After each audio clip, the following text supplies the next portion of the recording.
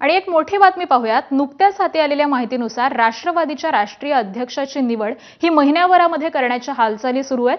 अर्थसंकल्पीय अधिवेशन कालावधीमध्येच राष्ट्रीय अध्यक्ष निवडण्याची धावाधाव ही सध्या सुरू आहे.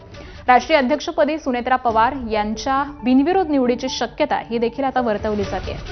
तर गेल्या काही दिवसांपासून राष्ट्रीय अध्यक्षपद हे सुनेत्रा पवार यांच्याकडेच देण्यात यावं अशी मागणी ही राष्ट्रवादीच्या काही आमदारांकडून करण्यात आलेली होती आणि त्यानंतर आता हालचालींना वेग आलेला आहे. राष्ट्रीय अध्यक्षपदी सुनेत्रा पवार यांच्या बिनविरोध निवडीची शक्यता ही देखील आता वर्तवली जाते.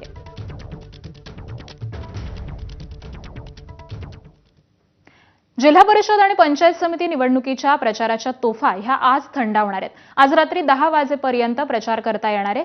7 फेब्रुवारीला मतदान होणार असून 9 फेब्रुवारीला मतमोजणी होणार आहे. यामध्ये राज्यातील 12 जिल्हा परिषद आणि 125 पंचायत समित्यांचा समावेश आहे. या प्रचारामुळे गेल्या 3 महिन्यांपासून अधिक काळापासून सुरू असलेला प्रचाराचा धुरळा हा आज थांबणार आहे. त्यामध्ये आधी नगरपालिका, मग महापालिका आणि नंतर जिल्हा परिषद पंचायत समितींच्या प्रचाराचा धडाका होता. दरम्यान आज धाराशिव, छत्रपती संभाजीनगरमध्ये अनेक पक्षांच्या कॉर्नर बैठका आणि सभा आहेत. मंत्री चंद्रकांत पाटील हे सांगलीमध्ये प्रचार सभा घेणार आहेत. सर्वपक्षीय उमेदवार हे आज ठिकठिकाणी आपापल्या मतदारसंघामध्ये रॅली, सभा आणि प्रचाराचा धुरळा उडवणार आहेत. अजितदादांच्या निधनामुळे जिल्हा परिषद आणि पंचायत समिती निवडणूक प्रचार हा अखेरच्या टप्प्यामध्ये शांततेत झाला.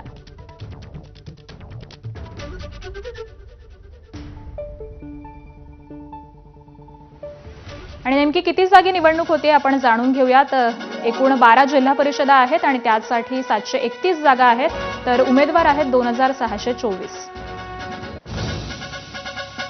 त्याचबरोबर 125 पंचायत समितींची निवडणूक पार पडते आणि त्यासाठी 1462 जागा आहेत आणि उमेदवार आहेत 4814.